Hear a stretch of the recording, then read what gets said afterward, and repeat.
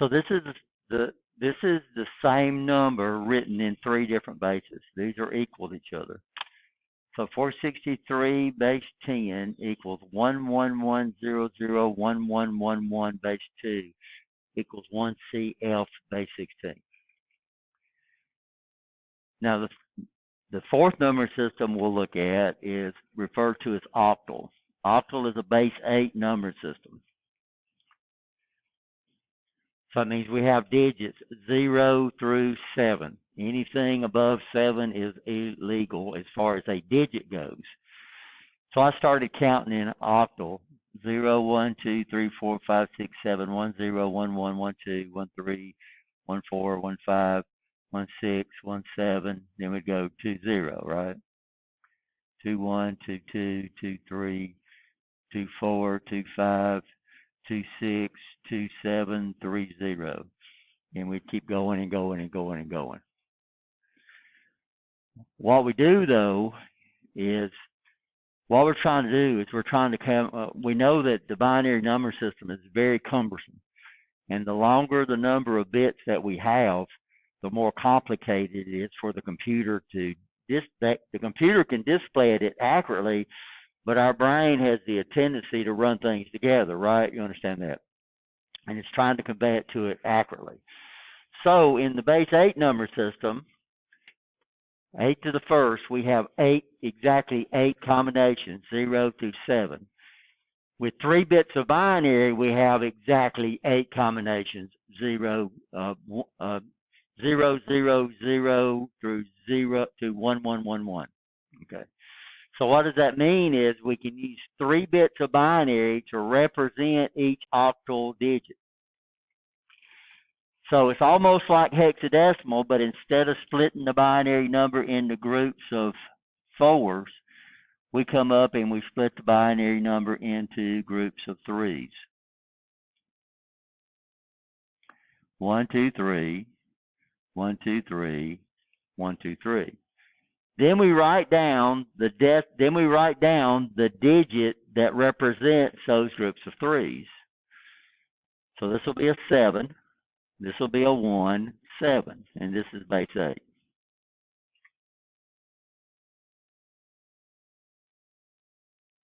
So it's basically the same as hex, but on octal we use groups of what?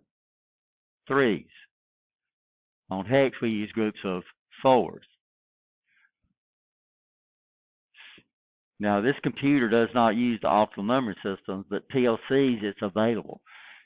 So when you get to doing logic and stuff like that, or bit manipulation, it's up to you as a programmer to decide which base you use. And it's pretty easy on the Arch Logic 500, and it's not hard on your more advanced operating systems. But we'll show y'all how y'all can do that, even on the new number systems. And I'll give you all a list of the approved number systems in the range.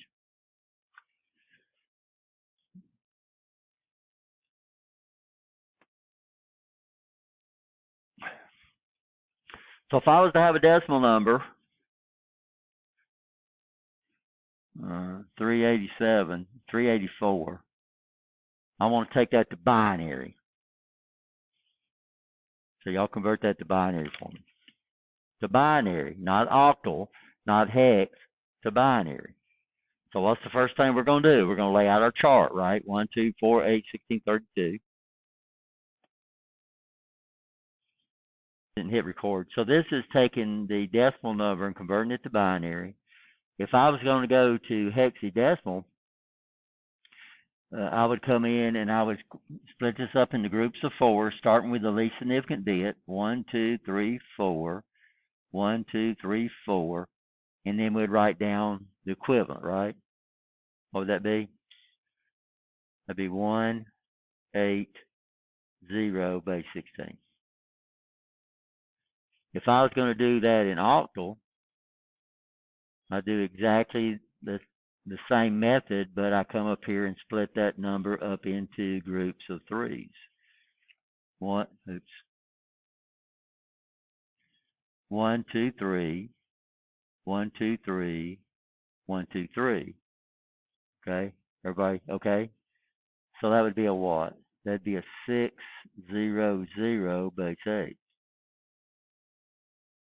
So what we're doing, so 384 base 10 is equal to 110 00000 base 2 is equal to 180 base 16 is equal to 600 base 8. So what we're doing is we're looking at the same number in 4 different number systems.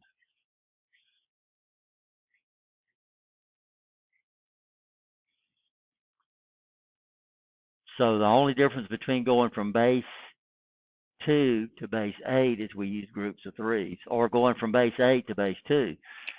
So if I had a base 8 number, 1573 base 8, I'd use groups of 3s. 1, right? 5, 7, 3. And then I've got it in binary. So it's real easy to go between these high-level number systems and binary, and that's why we use them. We don't use them to try to convert hex into decimal. We use it to we go hex to binary, right? Or we go from binary to hex. We usually don't go, if I was going to go from decimal to hex, I would go through binary, because I can do that without a calculator. I just lay out a chart, I subtract the highest power of 2, I can do it. And then once I got it in binary, I could very easily go to what? I could very easily go to hexadecimal. I could very easily go to octal. So that's the 4 number systems that you'll run into in PLCs. Now, fortunately, in this class, this is the guy we're going to be using. But we're still going to have to understand this when we talk about the range that we have available to us. So when we get into counters and we get into timers, we're going to enter that in decimal, but it's going to have a specific range of numbers that we can actually do, especially counters, because we can count up or we can count down. So we have to deal with negative numbers on that. Any questions on that, guys? Okay.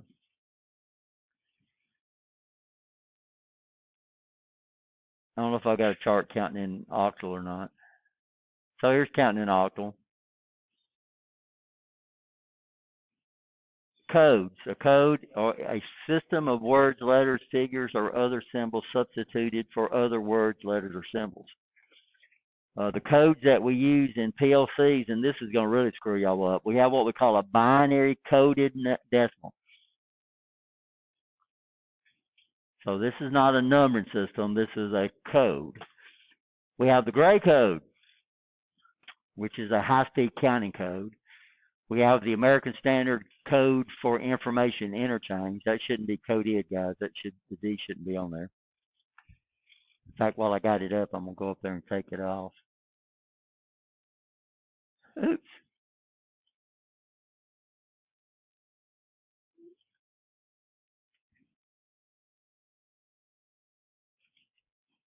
Oh, we call this an acronym.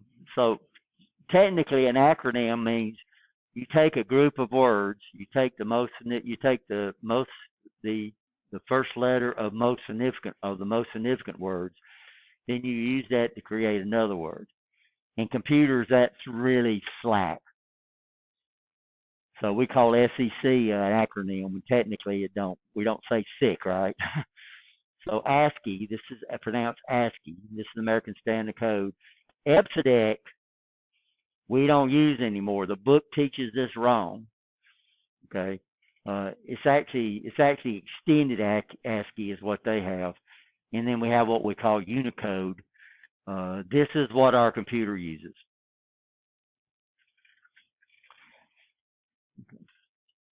So binary coded decimal. This is not a weighting number system. This is a code. So this is what y'all were doing a while ago when you did it wrong. You were trying to go from decimal over to binary by using groups of 4s.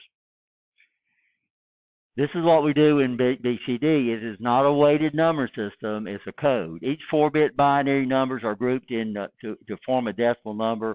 4-bit groups represent 0 through 10 numbers in BCD. So if I was this is going to give y'all problems because you're going to try to do this, and I'm trying to tell you, BCD is not a number system. It's a code.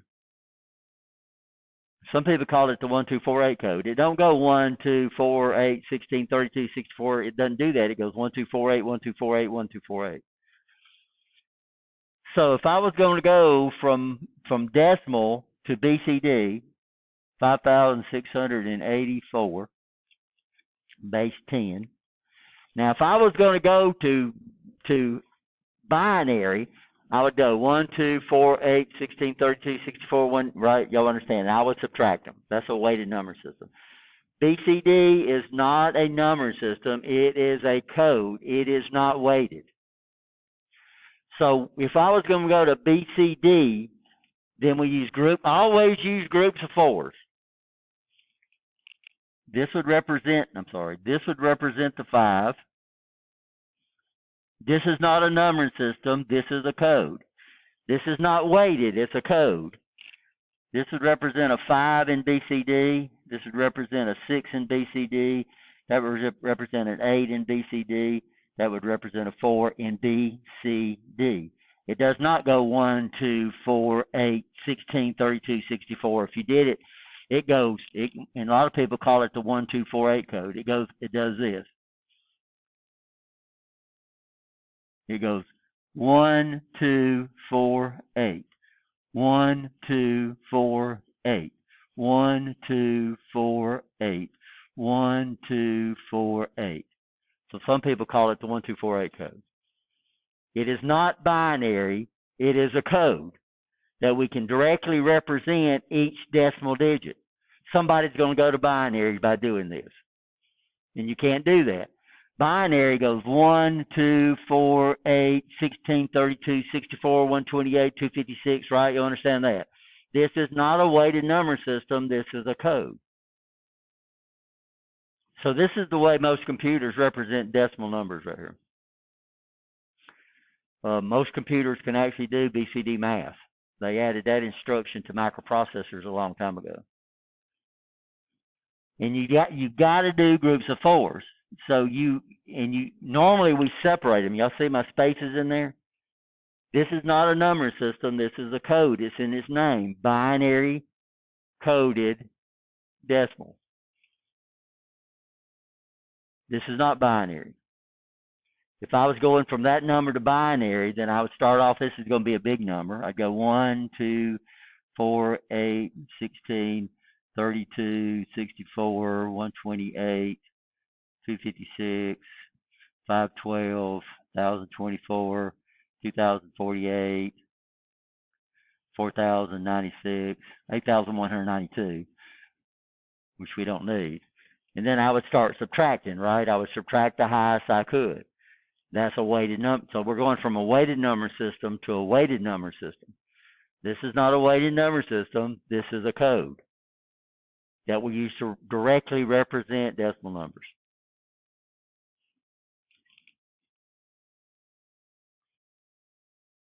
Somebody in this class, I've never taught a class where I say convert the following numbers into hexadecimal, and they'll go to BCD. They'll split it into groups of 4s. They think it's that easy, and it's not.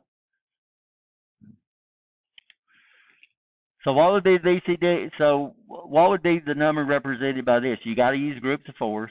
So by the way, that's illegal in BCD.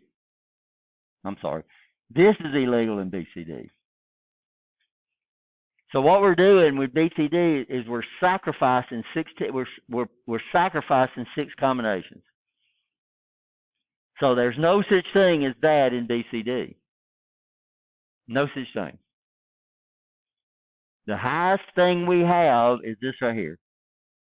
That's the highest code that we have for a 9. So if I was going to represent a 10, I'd do this. I'd go 0, 0, 0, 1, 0, 0, 0, 0, and this would be BCD. This would be a 10 in binary, 1010. This is binary. This is BCD. This is a code. This is a weighted number system.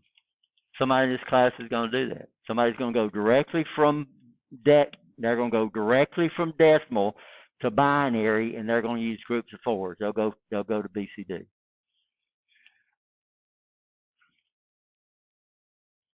So if I was counting in BCD, oops, sorry guys, I don't know what I just did.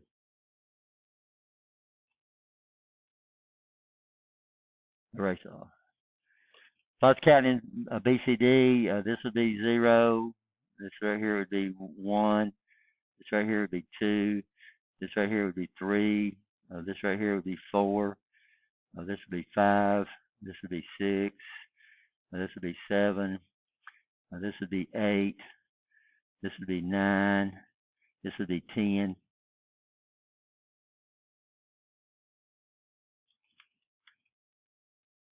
That's why we counted BCD. It's not a weighted number system. It's a code. It's not a number system. It's a code. But it makes it real easy for us to represent these characters. So if I have this BCD number right here,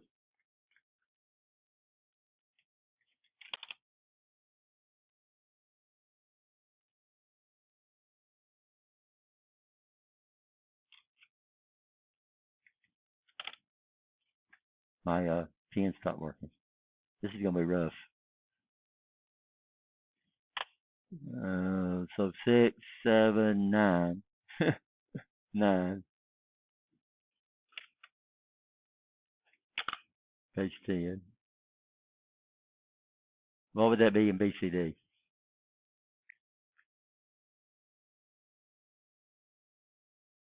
Very easy, guys. I mean, you got to do it in groups of fours. You usually split the groups out, right? So what would that be in BCD?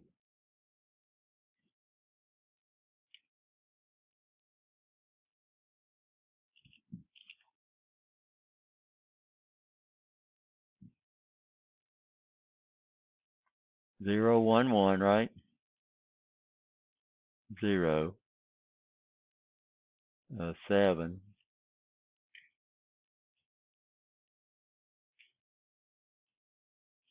9.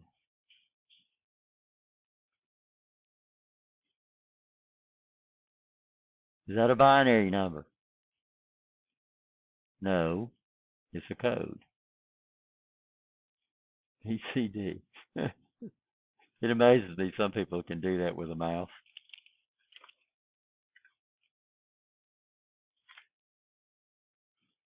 So real easy, but the number is not weighted, right? You understand? It's a code. If you took that right number and converted it to decimal, if you go 1, 2, 4, 8, 16, 32, 64, there's no way in the world you're going to come up and get 259. 279. Everybody okay on BCD? So this is BCD, 3, 4, 5, 6, 7, 8, 9, and that's it.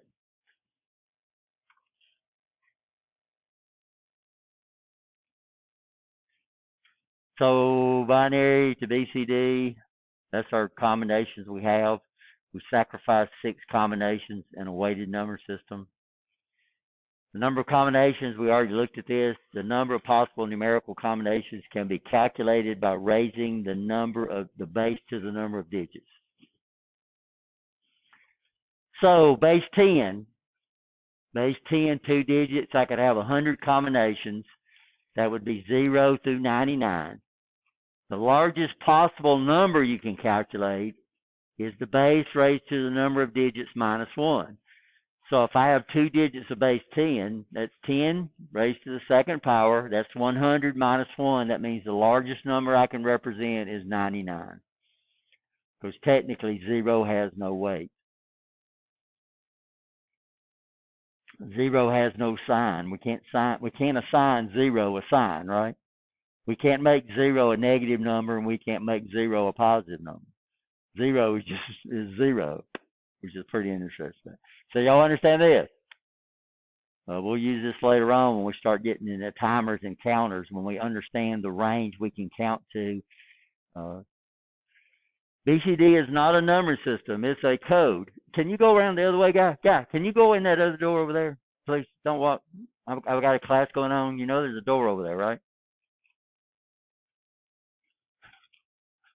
BCD is not a number system. It's a code. To convert a number from any other number system besides decimal, the BCD number must first be converted to decimal. Then represent each decimal digit with 4 bits of BCD code. It's a code. Notice I've put this down here in red several times. BCD is not a number system. It's a code. It technically has no weight. It's a code, right? Y'all understand that? Yes or no? Gray code. So when we count in binary, so if I was to count in binary, oh, dang it, I'm not gonna be able to do this. I think I got a chart. So if I was to count in binary, 0, 1, 2, 3, 4, 5, 6, 7, and when we start counting, how many bits had to change right here? From 0 to 1. 1, right? How many bits had to change right here? Well, this one changed to a 0, and this changed to a 1, so 2 bits had to change. When we count from a 2 to a 3, only 1 bit had to change. When I count from a 3 to a 4, 3 bits had to change. When I count from a 5 to a 6, 1 bit changed. I'm sorry. Yeah, 2 bits changed. When I count from a 6 to a 7, 1 bit changed. When I count from a 7 to an 8, 3 bits changed. So the problem we have with counting in binary is in digital, we have something we call a propagation delay. So a propagation delay is I have a program that's counting, and it takes time for the program to actually propagate through, right, to do the counting. So the problem we have is the more bits that has to change, the more propagation delay we have between the input and the output of the circuit. So what they did is they came up with a code called the gray code. The gray code is a code. The gray code is not a number system. The gray code is a code. But what they do on the gray code is, so this is counting in the gray code. So decimal 0 would, okay, that'd be 4 zeros. A decimal 1, how many bits changed going from a 0 to a 1? 1. When I count from a 0 to a 2, how many bits changed? No. 0 to a 1, we had 1. A 1 to a 2, I'm sorry, 1 to 2, how many bits changed? How many bits changed? Going from here to here, how many bits? Yeah, 1, right? Now, if I converted that to decimal, that would be a 3, but this is not a number system, it's a code. It's a counting code. I go to a 2 to a 3, how many bits changed? 1. I go from a 3 to 4, how many bits changed? 1. I go from a 4 to 5, how many bits changed? I go from a 5 to a 6, how many bits changed? 1. I go from a 6 to a 7, how many changed? I go from a 7 to 6, how many changed? 1. So no matter if we count up or count down in the gray code, every count only changes 1 bit. So gray code is a high-speed counting code. You can convert it, but you have to do something we call an exclusive OR.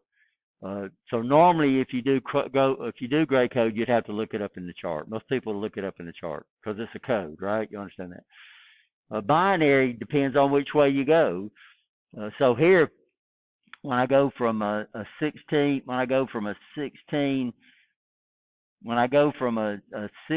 back to a 15, then 4 bits had to change.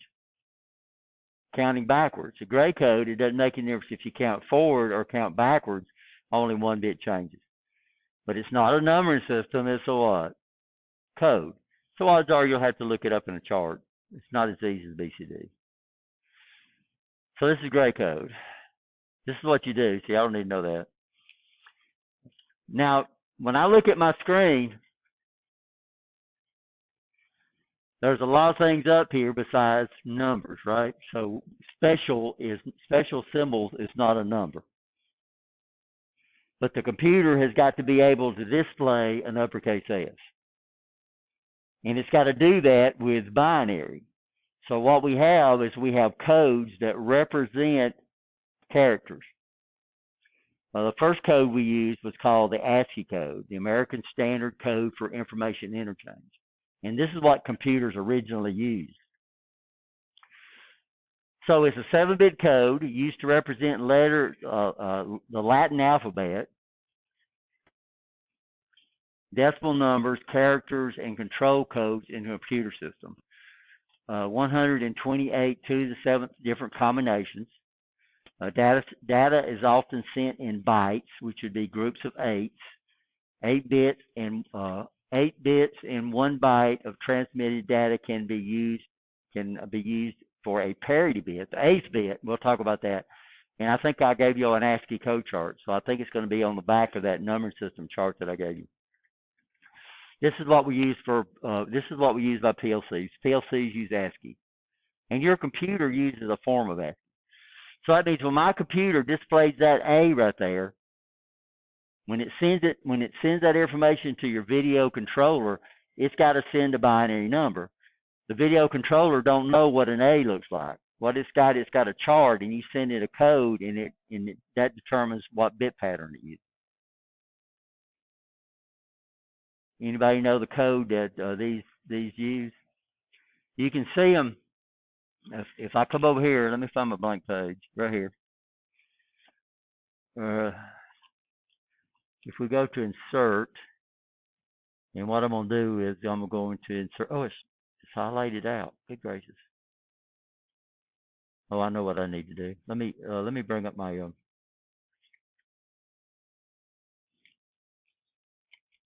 no.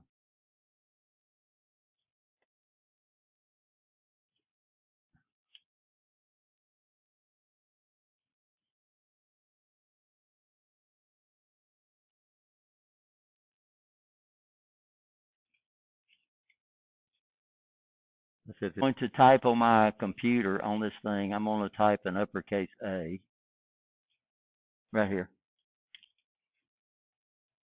Now, the computer, Microsoft Word has no idea what an A is because I've got to send it that information in binary. So, that's what it sees right there. What base you think that is? That's hex. Hex. And it's a code called what? Unicode. So when I type an uppercase A on my computer, that's the code it stores in the video memory right there. And then your video memory for that location has the bit pattern for the what? For the A. ASCII is, and if you look up the ASCII code for an uppercase A, y'all got your ASCII code chart? Look at column 4, row 1. What do you see?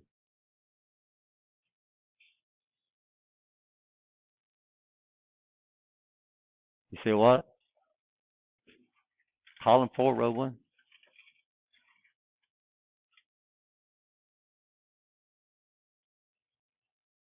Let me find my ASCII code chart. So handouts.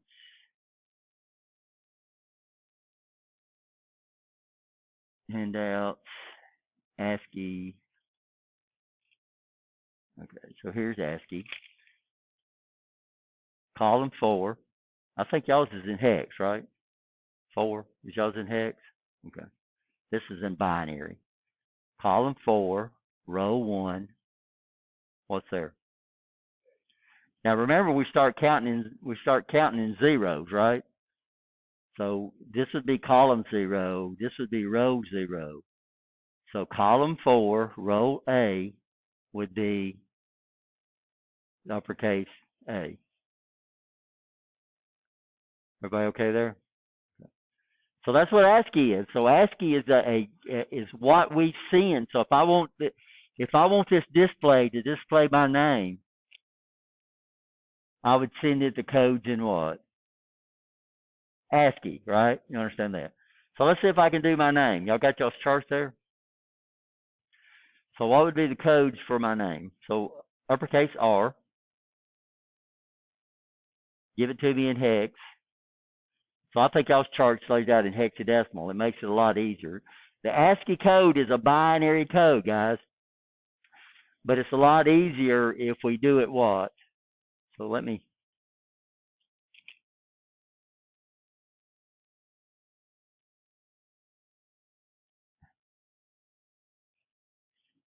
So what's an uppercase R? Oh, I inserted an equation.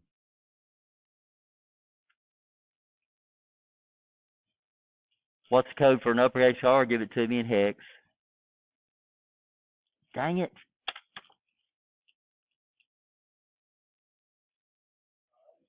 Huh? Is it 5? Yes, no?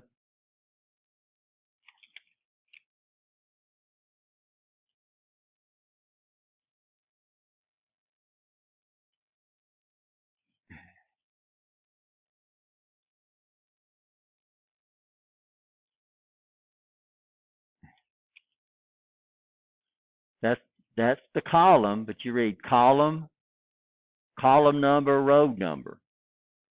So it can't be just a 5. It's going to be a 5, right? Then what's the second one? Is the column, is it in column 5? What's the row? What's that? 2. Okay, good. Oops, it's 2. I'm going to have to reset my computer here in a minute. Next time we're going to break. So this is the ASCII code for an uppercase R.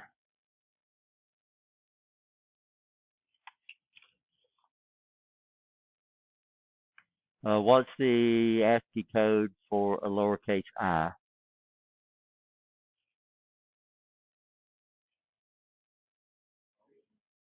6 what? 6 9?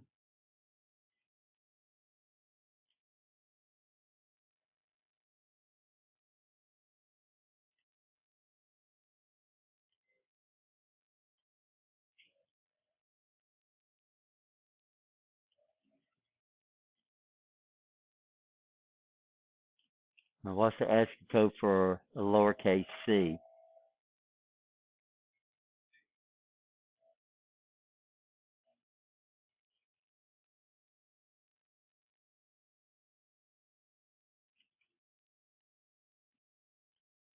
What's the ASCII code for this is lowercase c.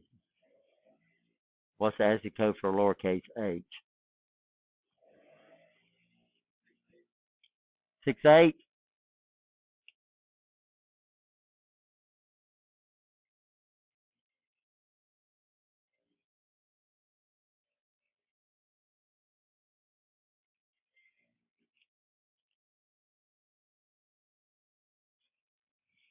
This is not a weighted system. This is not a weighted number system. It's a code, right? Of course, laying out the hex chart in hex is a lot easier than the chart I brought up, which is laid out in binary. But ASCII is a binary code. It's not a hex code. It's a binary code. So if I come up here, and like I said, this does not let me insert a symbol for some reason. And you can see the codes. Now it is. So you can literally see the codes here. Now notice Unicode, ASCII code is a 8-bit code. It's technically a 7-bit code, and we'll talk about that in a minute, which gives us 256 combinations. And not only do we have the ability to send characters, we also can send what we call control codes. So we got. I'm gonna display something. I got to tell my computer when it gets to the end to do a line feed. So we got a code for a line feed in there, LF. Y'all see that?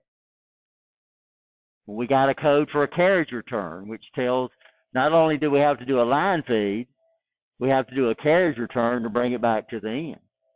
And sometimes you can see this code when you look up when you display the source code for a web page. So a web page is by George is basically in ASCII. So that's the way we send it. before Unicode came out. So before Unicode came out, all web pages were just ASCII. You wrote text, and if you wanted to do a carriage turn, you'd if it's going to be a unit, you'd put a percent sign, and then you'd put the ASCII code for a carriage, the hex code for a carriage return, which was 20. And so if you ever look at the source code of a web page, you'll see those ASCII characters. And the way they do it to indicate a control code is they put a percent sign in front of it. If y'all have ever looked at the source code for web pages, can y'all still do that? I think you used to. Actually look at what we call hypertext markup language. The only problem is that the only problem we have is that ASCII code is the Latin alphabet. So when the internet first came out, all web pages were English. No matter where you was at in the world, web pages were English. So they knew they had to do something to come up with codes that the whole world could represent. So this is when they came up with what we call Unicode. Unicode varies, but the primary code is a 16-bit code. So with 16 bits, that means I've got 65,536 characters I can have codes for. So that's why the internet uses Unicode now. The lower 127 is ASCII though, which just puts zeros out in front. So if I was to come up here and look up a lowercase c, it's 63. So see, so they kept ASCII. So if they did away with ASCII, that means all these websites that were written around ASCII wouldn't work anymore. So the first 127 characters of Unicode is still the old ASCII code. And then after that, now we can do what? Look what we can do with Unicode. Not only can we do the Latin alphabet, but we can do the prominent languages that's out there. But your computer does not support all of them. I don't know if you've ever went to a website and it tells you need to download the character set. So if you go to a Chinese website, it might tell you need to download the character set. And what it does is brings down some ASCII codes. So this is Unicode. Unicode is used by the internet, and of course it's used by Microsoft applications. So by the way, this means this character set is not in there.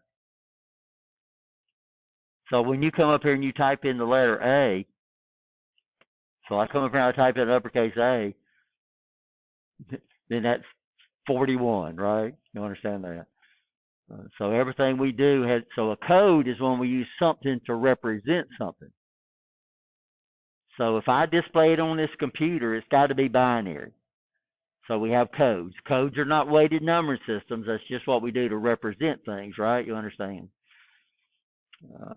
So what's the number 5?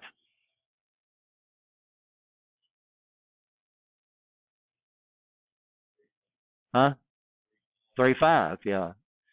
So, but that would be 0011, right? 0101. It's a code.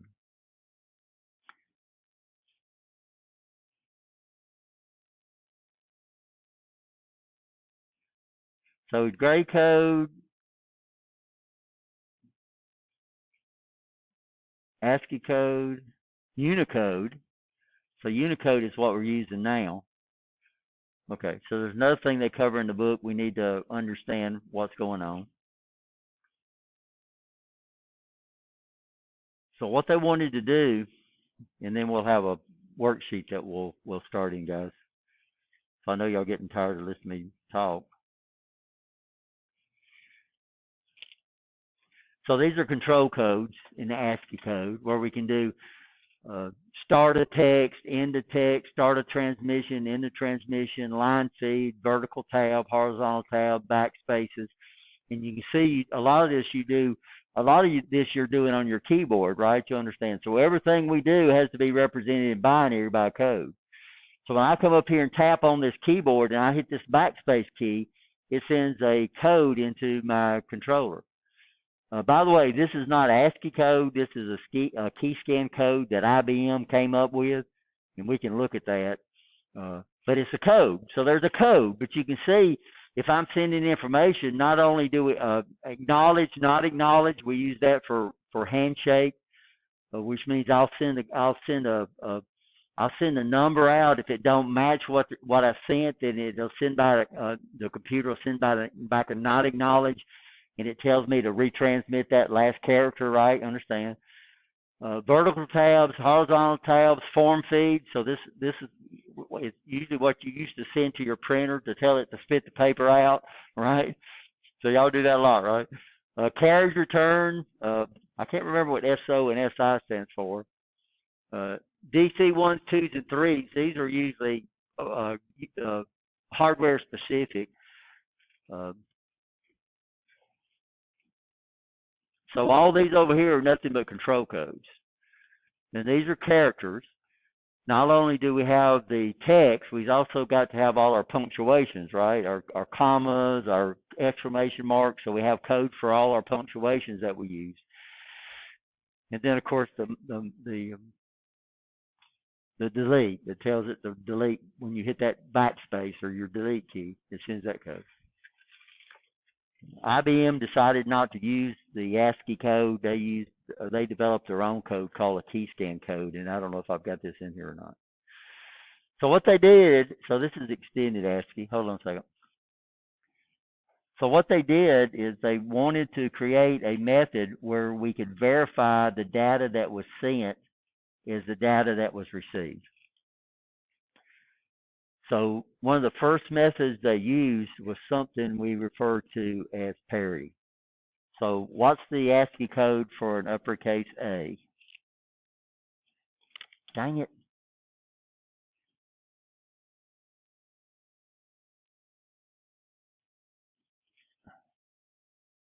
So what's the ASCII code for an uppercase A?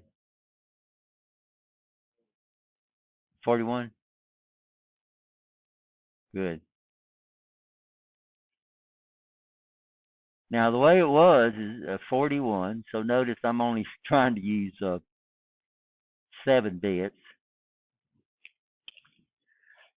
So what they wanted to do was coming up with a real fast method for the receiver to verify that it received what was sent.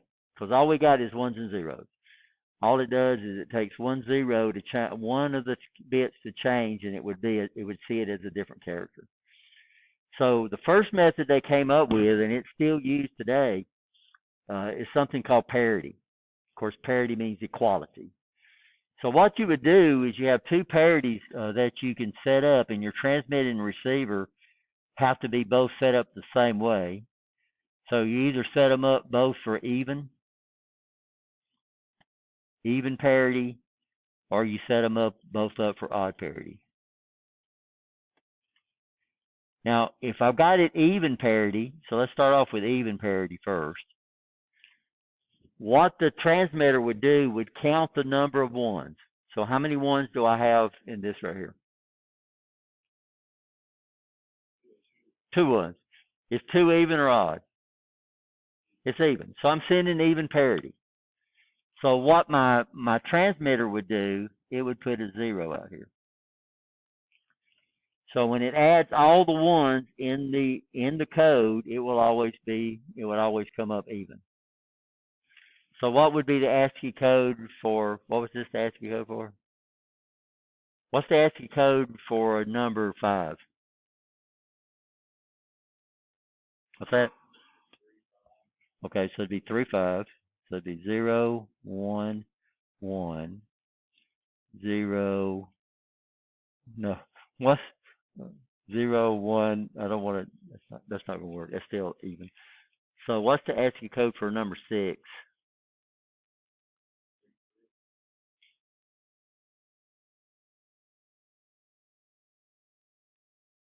7. What's the ASCII code for number 7? Okay, that'll work. Number 7 is 3 7, right?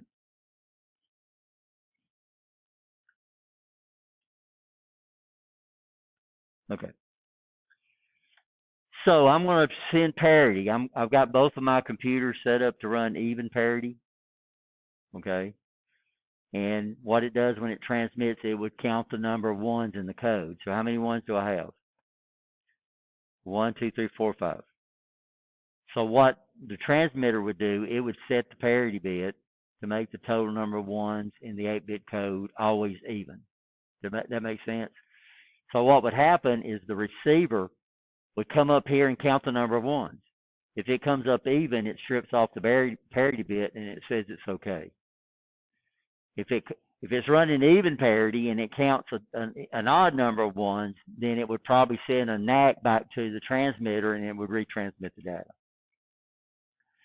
Now, this is what we originally used on disk drives. They understood right off the bat that this was not this finds around 95% of the errors.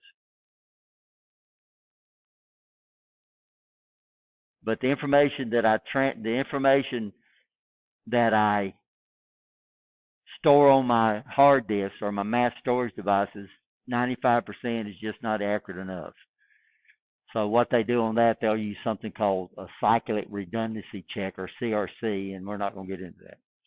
So ASCII, parity, what do? We add an additional bit. Both your devices have to be set up for the same parity. Then the transmitter would always add a 0 or a 1 to always either make the transmitted number even or make the transmitted number odd. Number of ones, not the number itself is not odd. I need to get that back. The number of ones in the code would always be odd or even. Now we're going to run into that.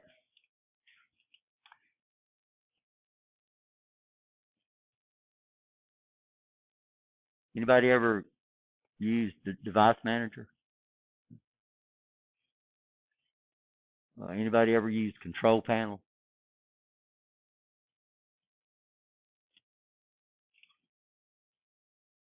This is probably a control panel. So this is something that's you really need to learn to get control of your computer. If it's running Windows, I don't own an Android system, I don't know, but if you got a computer running Windows, then this is something you need to become familiar with. If I can get it to come up.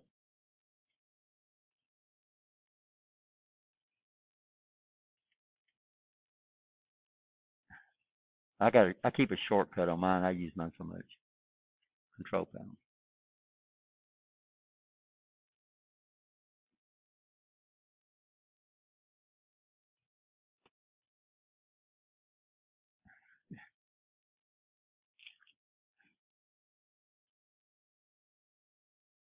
Okay, so this is control panel. Most people, when it pops up, it'll come up to categories. It'll come up like this. What I do is I come up and change mine to small because it shows everything. So if you want to display your file extensions, I'm going to go to this guy right here called System. And then I'm going to go to Device Manager. This is all the devices on this computer that's being managed by my operating system. Now, as soon as we install our PLC, this cable that we connect to our PLC with, so this is cable right here. This is what we're going to connect to our PLC with. Okay. It's running off a USB port, but it converts it over to what we call an RS-232 port, which we call the COM port. So as soon as I install this on my computer, we should pick up a COM port right here. So see the COM ports right there? And then I'm going to look at COM port 8. And this is something we're going to have to do. Our computer uses what we call plug and play. And plug and play means it assigns addresses to devices that have that feature. So can y'all see what mine is assigned to? Can y'all see that? COM 8. Okay. And look at some of the settings that's available to me. So port settings, I can set the bit speed. So this guy runs at 9600 bits per second. I can set the number of data bits, and then I can establish, can y'all see that third thing down there? What does that say right there? Parity. What parity am I using? None, right? But here's where you got even, odd. You can always transmit a 1 as parity or you augment. So this is where you'd select even or odd right there. So we'll have to understand that. The big thing we're going to have to understand is this guy right here. What COM port does Windows assign that to for your PLC? Are we okay so far? Any questions? Okay. Anybody sleeping? Hope not.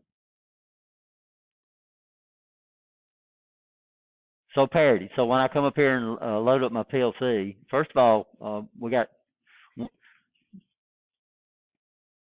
so all Allen Bradley PLCs, no matter how they're used,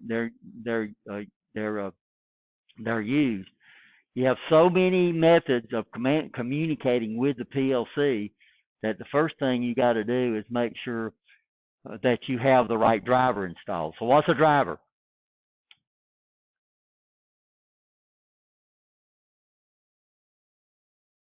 Nobody in here knows what a driver is. Y'all should know that, right?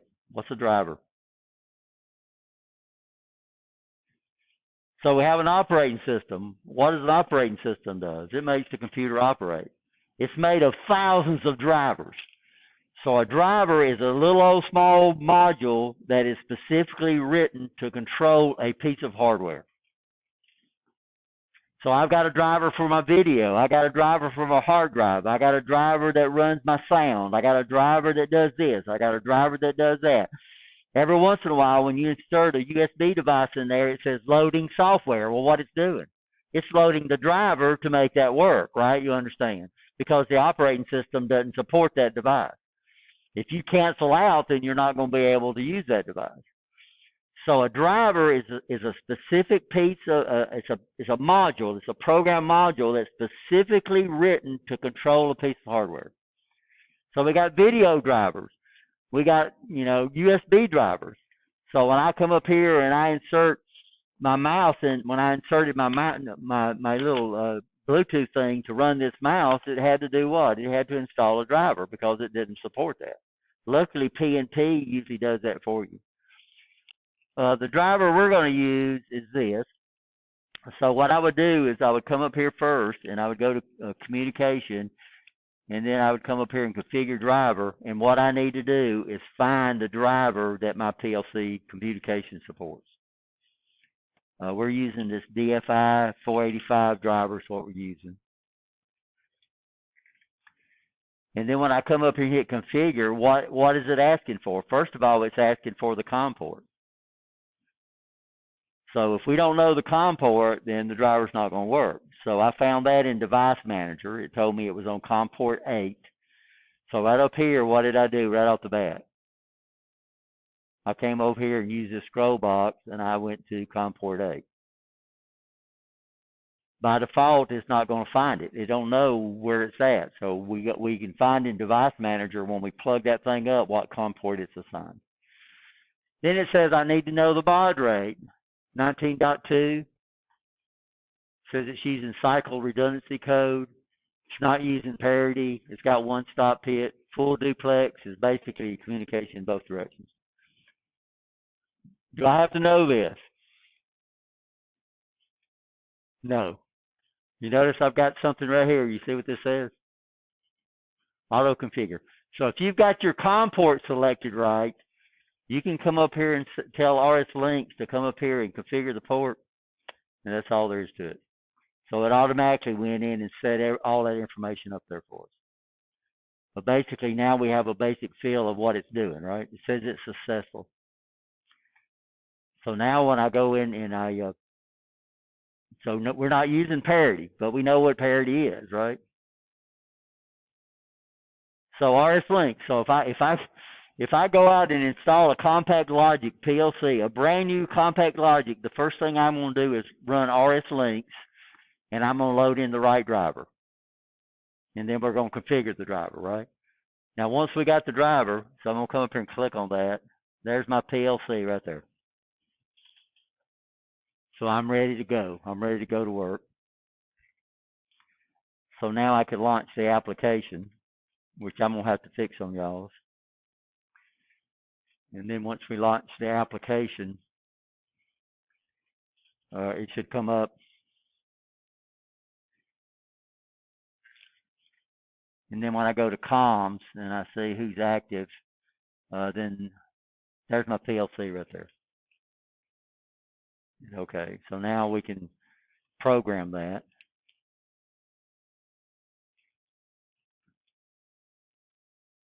And now we're ready to program our PLC. So this is what's actually in the PLC, by the way. And this is where we'll end up right here, working with timers. So this program has 7 rungs in it. This end is automatically put in there for you, so we can't put any control devices in the end rung. So your first rung will always be 0. So when you start off, the end will be 0, and every time you insert a rung, the very top rung always comes up in 0. So what type of? Oh, we hadn't talked about logic in here, have we? Okay. So any questions so far? Let's see what else is in here. I think that's about it in this PowerPoint. So what we'll do after this is I'll give out a worksheet. ASCII, y'all okay on ASCII? Okay. Talked about control code.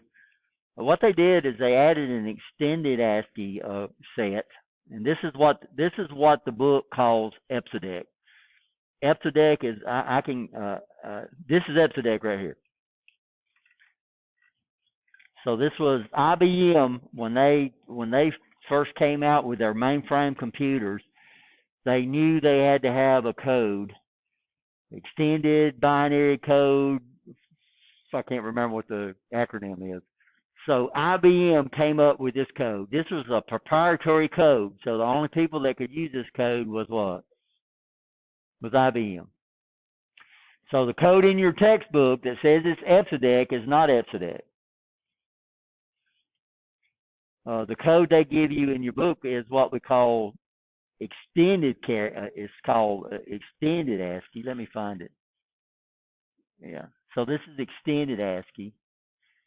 And what they did is basically it's what we use for graphics. So it added a bunch of graphics characters. It added some English. It gave us the ability to draw boxes on the screen. It gave us the ability to do this guy right here, Omega 235. I can't do it on this computer, but you can get on any IBM computer and like you're doing Microsoft Office, and you can hit the Alt key and enter 235 on your keyboard, and the Omega sign will pop up there. So you can directly enter, and you can directly enter Unicode too, but I can't remember exactly the syntax. This computer don't have a numeric keyboard. You can't use the keys across the top. So the number keys across the top and the numeric keyboard uses different codes, by the way. So you have to have a numeric keyboard. You hit Alt on your thing, and you type in 235. If you're running Windows Office or PowerPoint, Alt 235, it'll an Omega sign will pop up. But you have to enter the decimal equivalent because the PC. So if you wanted to do, we got some fractions we can do. So we got 1/2 and 1/4 on ASCII code. I mean on extended ASCII. So if I entered Alt 171, half would pop up there. Like I said, I can't do it on mine. Does that have a numeric keyboard on it? Yeah, it does. So yeah, if you was in Microsoft Office, if you was in Microsoft Word, I know the Omega sign works, and I know the beta works. So beta's on here somewhere. Yeah, beta is 225. I know you can do that. I know you can do alpha, which is 224. I know you can do infinity. It's on here somewhere. Now, normally we don't use. This is where Unicode splits off. Unicode does not. They use their own codes for these things. They don't use this.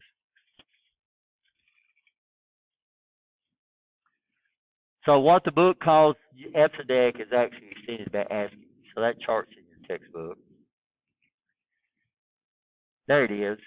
Extended Binary Coded Decimal Interchange Code. So that's what EBCDEC stands for. IBM like to make big, long acronyms for their EBCDEC, Unicode. IBM, Microsoft Office uses a Unicode 16, which gives us 65,536 symbols and combinations. This is used by Microsoft Word. It's used by PowerPoint. It's used by Excel. It's used by the Internet. This 32, 2 to the 32nd, it gives us this many symbols. I've never seen anything that uses Unicode 32 right now. The biggest ones I've dealt with is Unicode 16. So this is what all your Microsoft products use to not only represent numbers and characters, but also control codes and everything else. So this is 8. Of course, Microsoft doesn't use this, and I don't have 16 up here because that'd be 65,536 combinations. So you can actually see it. You're up here typing on your keyboard. But what actually is being inserted so what actually is being inserted in your application is these codes. So this is 16 bits. So that character that I'm looking at now, that's pi. Now this is hex because it's 16 bits, so the character code would be out this far.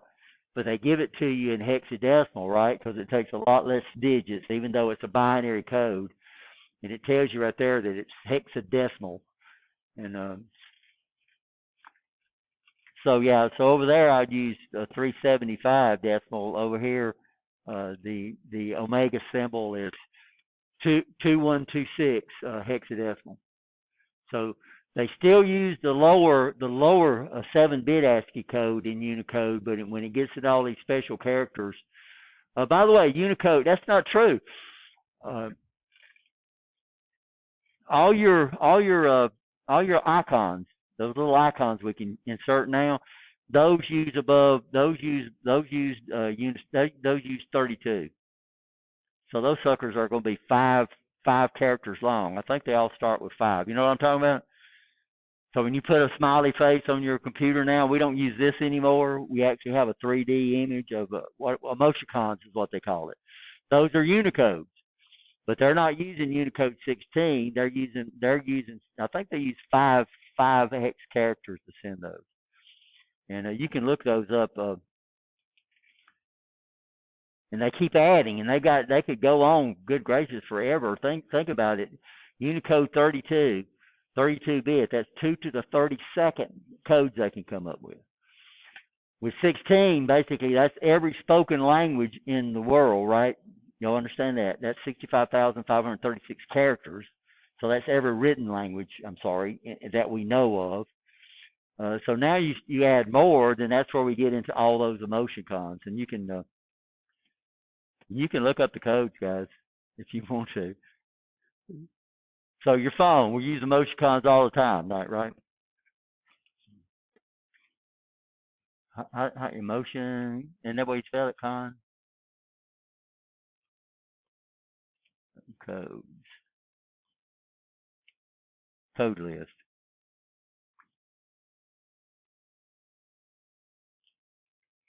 So here's all your emoticons, and every one of them's got a code. And so this uses, if you look at the codes, I think most of them start with 5. No, they don't show us the whole code. Let's see if they show us the whole code. They just put U plus. No, there it is. That's 5. 1, 2, 3, 4, 5. So that would be 4 bits, 32nd, 2 to the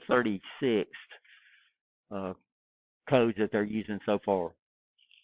See, so right now they're using 5 digits, 1F600, and then you would get different ones depending on what you stick in right here. So Unicode right now is a so these are all your 3D emoticons that you use a lot when you text and stuff like that. And they do what every year? They keep adding to them, right? So used to you had a little group. Now on your iPhone, you do what? Takes you all to figure out one. Every once my granddaughter will just start sending emoticons to each other, texting, and then she'll send a bunch back. And so, but this is still Unicode. It's just instead of using 16 bits, they've expanded that now, and they're using that for these emoticons that we transmit back and forth. Okay, guys, y'all take a break, and we'll come back, and I'll give y'all's worksheet, and we'll work on that. So what time does the class get up? We'll work on that the rest of the class. And if you don't get through, you can do it at home, and you bring this back when we come back on. By the way, so everybody's done assignment 1, right? Assignment due is due this Friday at midnight, right? Okay. Then what else? I think that's only 2 assignments. We're having our first test next week. It's on the calendar, so I got your test up on your calendar. So our first test is going to be next week. I can't remember if it's it's Wednesday because Monday's a holiday, right? Monday's the 6th, yeah. So Monday's Labor Day, so our first test is going to be on the next Wednesday. We'll have a review. I'll put a written review up on Blackboard. And where would that be at? It'll be tests and reviews. There's a chapter. It'll be called Test 1 Review. So it'll be a written review. What I do on my reviews, there's going to be more on the test there's going to be more on the review that's on the test. And if you know everything that's on that review, you'll do real well on the test. If you find a mistake or something like that, you need to send me an email. And then if it's something important that I need to get out, I can send it out. I should be able to set up the texting application. Everybody's done the syllabus quiz. If you hadn't done the syllabus quiz, assignment one was due the first week, right? So odds are you got a 0 for assignment 1, but you can still get credit for the quiz as part of your grade. You can't get credit for assignment 1 because it's past due. If you don't send me this email by Friday using the format, now the format so somebody sent me an email and they sent me multiple classes. I don't want the classes that you're taking this semester. I want you to start the subject. I want you to start the subject with ILT 194. And what happens is that instead of it going into my mail, I get about 50, 60 mails every day. It goes into a folder that's dedicated to this class. You can, but don't put a space. So don't type that next to. You just need to start the subject with ILT 194 with or without a space. Don't put an underscore. Don't put anything like that. And I have it sorted by those 2 things. And in that way, it automatically goes in, and it's got to start. It's got to start with that, and that's what I'm looking for. So if you don't get a reply email from me, odds are that means you have completed assignment. You have successfully completed assignment 2. Then what does that probably mean? That you did something wrong, and it probably went in my junk folder. It went somewhere else that I didn't find it, right? So all your email, when you send me email about this class, you're going to start it off with what? ILT number 194.